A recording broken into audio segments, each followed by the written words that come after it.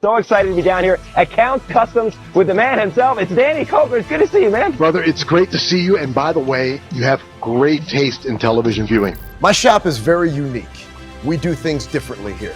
For us, it's all about making them as stylish and beautiful as they can be. I get tips from people as to where there might be something hiding, and then sometimes I'll just take a day and just go searching. For years, fans believed they knew the real story behind the end of counting cars. But as Danny Koker quietly steps away from the business he spent decades building, he's begun revealing details that paint a very different picture of what was happening behind the scenes. Was the show's ending really just about business? Or had the cracks started forming long before the cameras stopped rolling? Join us as we expose the story history never wanted the world to see. The rumors that nearly buried the Count. Type Danny's name into a search bar during those years, and the suggestions read like an obituary. Fans began speculating that he was battling cancer. Others claimed he was facing prison time. Fake advertisements allegedly used his face to sell miracle CBD products he had never touched, complete with fabricated interviews he never gave. There were even full-blown death hoax videos racking up millions of views, showing his face in black and white with sad piano music underneath. For the people who loved him, those videos were genuinely traumatic. Fans who had spent a decade watching Danny every week were suddenly seeing thumbnails announcing his final days. Some of those clips are reportedly still circulating today, which is exactly why so many people clicked on this video, expecting the worst. So, let this be said clearly, because the record deserves it. None of it was true. Reporting on his post-show life has confirmed that the cancer rumors, the prison rumors, and the scam advertisements were all completely false. Danny was healthy, working at the shop, and playing live shows with Count's 77 the entire time the internet was busy burying him. The worst part is how Danny dealt with the whole mess. Instead of fighting back, he just stayed completely quiet.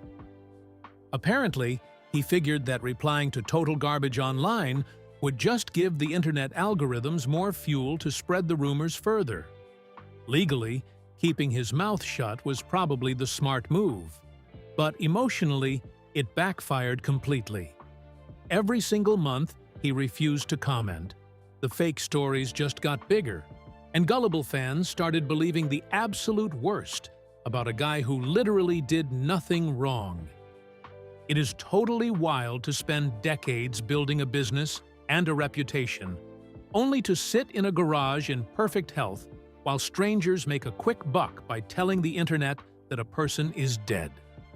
The guy is literally alive and well, but the algorithms already buried him for clicks, and there is no way to stop the rumor mill once it starts. Danny became a target precisely because he went quiet. Hoax channels allegedly hunt for famous faces who have stepped away from the spotlight, because a missing star is a blank canvas for invented tragedy. The less a person says, the more profitable the lies about them become. Danny paid that price in full, and thousands of fans grieved a man who was busy tuning engines a few miles off the strip. But who was the man behind the bandana, the custom cars, and the television fame that made those rumors spread so easily? The kid from Cleveland, who built a neon empire. Danny Koker did not magically appear out of nowhere with a permanent bandana and a reality TV contract. Before the cameras showed up, life was just a messy back and forth between Cleveland and Detroit. The entire household was run by a father who sounded completely made up. Daniel Koker Sr. was a Green Beret, who somehow also managed to have a massive music career that most people completely forgot about. The man performed at Carnegie Hall with the Oak Ridge Boys and traveled on tour buses with Johnny Cash.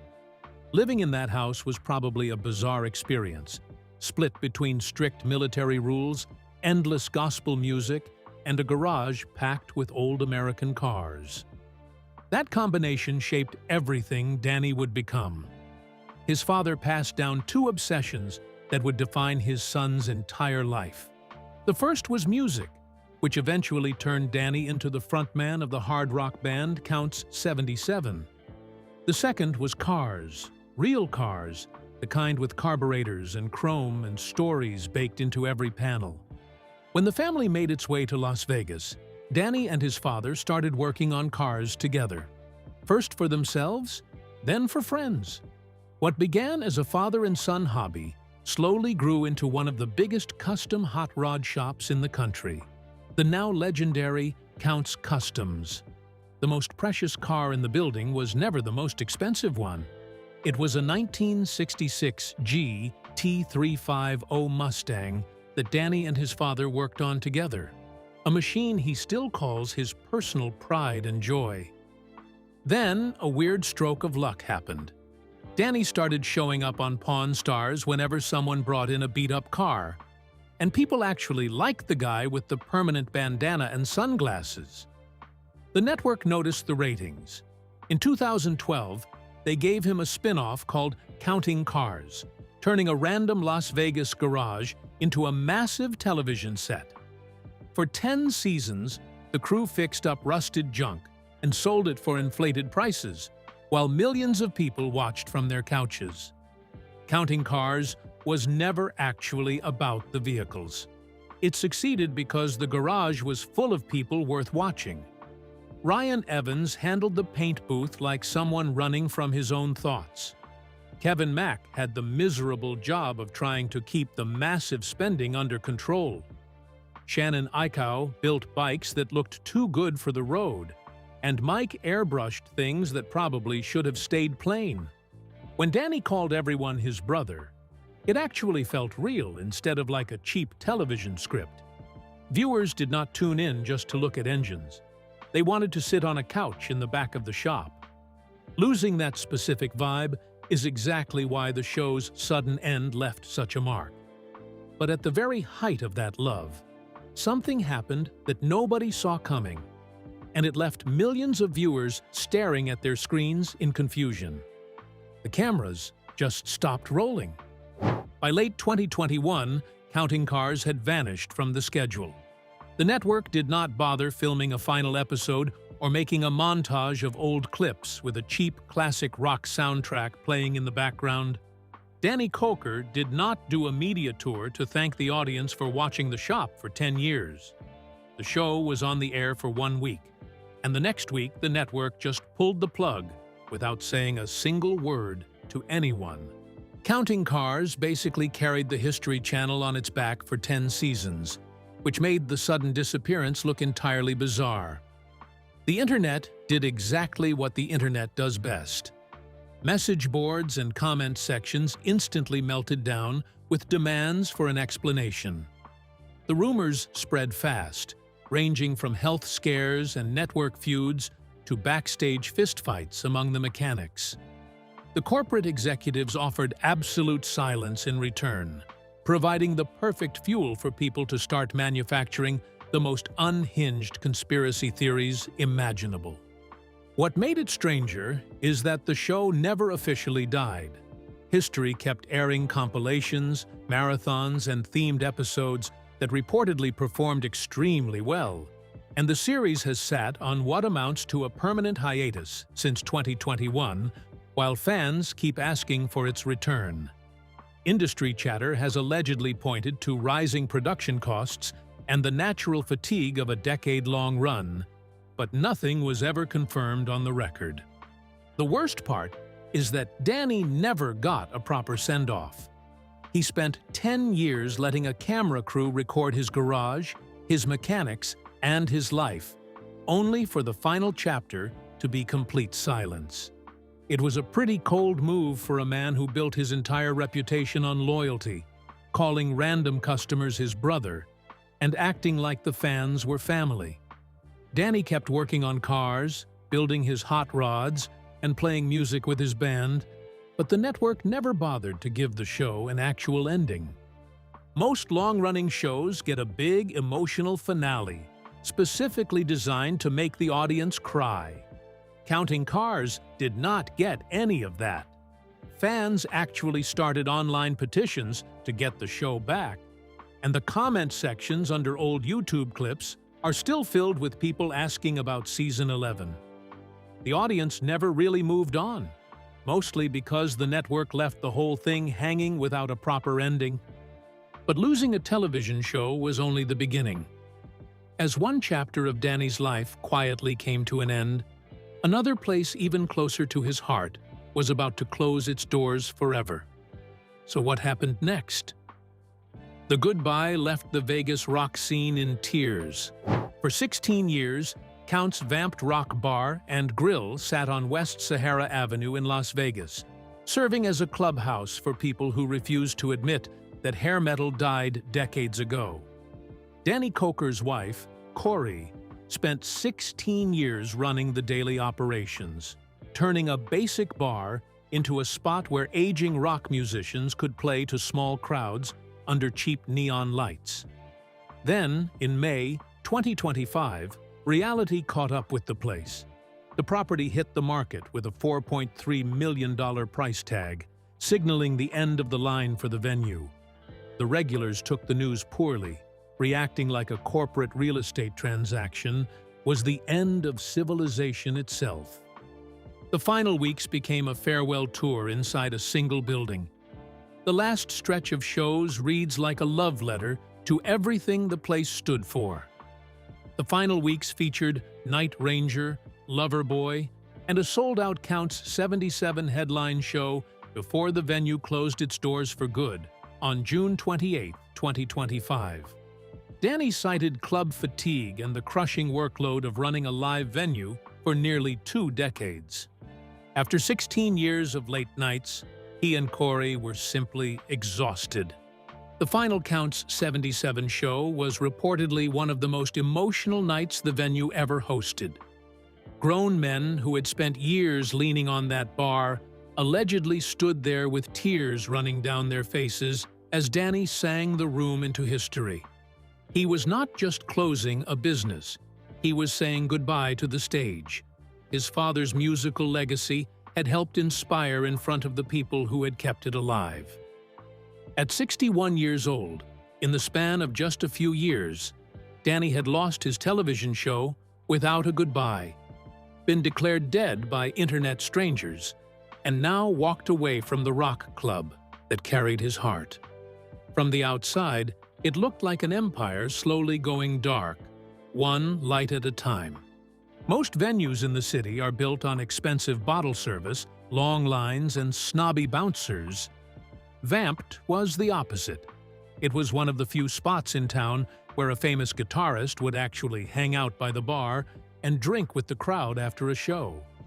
Famous touring bands used the place to relax, and local musicians used it to see if they could actually play. For 16 years, it was the main spot left in Vegas for old-school rock fans. And when the business shut down, the regulars lost their favorite place to hide from the modern world. Which is exactly why what he did next caught everyone off guard, because instead of holding on tighter to what he had left, Danny started giving it away.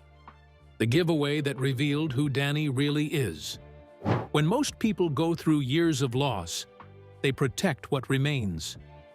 Danny did the opposite, and this is the part of the story that says more about him than any television show ever could. In early 2025, he donated a fully restored 1978 Lincoln Continental, a stunning machine with just 14,000 original miles, to Steven Tyler's Janie's Fund charity event. The fund supports girls who have survived abuse and neglect, and Danny's car became the star of the night. Lincoln sold for $300,000, the highest bid of any live auction item at the entire event. Most people would call that a once-in-a-lifetime gesture and move on. Danny called it a warm-up. In February 2026, he came back and did it again.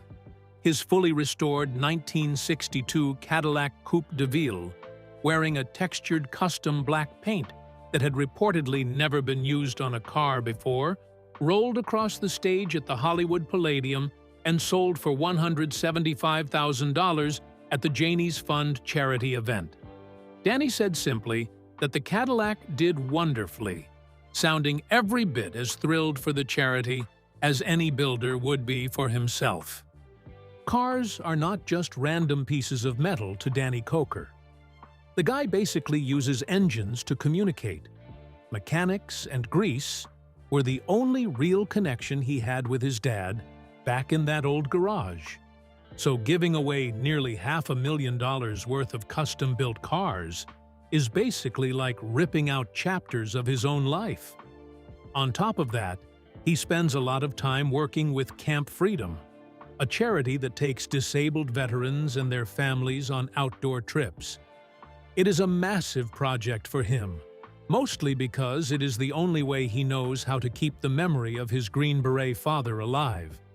And while he was busy giving, something else was quietly building behind the scenes, because the television industry had never actually forgotten about the Count. The comeback talk nobody saw coming. For 4 long years, fans begged for news of a Counting Cars return and got nothing but reruns. Then, in late 2025, Danny finally cracked the door open, and what he revealed sent the fan base into a frenzy. Speaking about his future in television, Danny confirmed that he was in talks with 2 networks for 3 different concepts, telling fans that something was expected soon. For a man who had spent years staying silent while the internet wrote his ending, hearing him openly discuss a television comeback felt like watching a fighter get up off the canvas. The details were reportedly kept under wraps, which, of course, only made the speculation wilder. Would it be a full Counting Cars revival with the original crew? Would it be something entirely new built around the shop? Fans dissected every interview and every social media post for clues, and the shop itself gave them plenty of reason for hope. Count's Customs never stopped running. Longtime crew members like Ryan Evans and Kevin Mack are reportedly still there, still building, still keeping the machine alive. The most amusing part about this whole comeback is that the television industry did not suddenly get nostalgic for Danny Koker. Television executives came crawling back simply because the guy never stopped doing his actual job. Even when the network canceled the show, the internet started weird rumors, and the bar shut down, Danny just kept fixing cars and paying his mechanics. The guy did not have to fix a ruined reputation or apologize for a massive public scandal. But instead of waiting for a network to hand him his next chapter, Danny decided to build one himself. And in March 2026, the world finally saw it. The count starts over. On March 31st, 2026, Danny launched something completely new. It is called Count's Culture, and it might be the most personal project of his entire career. Part podcast, part video show. It streams on Spotify, Apple Podcasts, Amazon Music, and YouTube, and it blends the 3 things that have defined his whole life: motors, music, and honest conversation. The show is shot inside a studio at Count's Customs itself, designed with a laid-back hangout feel that fans have compared to the old vamped atmosphere, and the first season features guests like Eddie Trunk, Randy Couture, and Bruce Kulick from across the worlds of music, motorsports, and entertainment. No network notes, no production formula, just Danny, a microphone, and the culture he loves. Danny became famous on television, but the network ended the show without saying goodbye. This left him quiet while strangers online spread false stories about his health and time in prison. Now, at 62, he owns the whole media company. No one can cancel his work without a reason. No network can stop his story just to save money. Each new episode helps him take back a story that was messed up in 2021. The actual reality is a lot less depressing. Danny is completely fine. He is still married to Corey, The garage is profitable, the rock band is still screaming into microphones, and the bank account has a comfortable $13 to $15 million sitting inside it. The new television project is already gaining momentum too. Nobody needs to mourn this ending. The guy did not die. He just spent 5 years dealing with bad luck, corporate television networks, and fake death reports, and he still came out on top. It is truly heartwarming how a multimillionaire owning his own media company gets framed as a gritty tale of survival against the cruel forces of the universe. There is a pretty obvious irony about where the new studio ended up. The whole setup sits inside the same shop Danny and his dad built years ago, right next to the cars they used to work on, and just down the street from the local bars where his band still gigs. Getting dumped by the network basically just forced the guy back into his original day job: the garage, the music, and the neighborhood. At 62 years old, the man is not trying to build a massive global empire anymore. Would you like to see Counting Cars return completely? Or should Danny continue growing his own business with Counts culture? Share your thoughts with us in the comments section. Remember to like, share, and subscribe for more. Also, click the next video showing on your screen. You will enjoy it.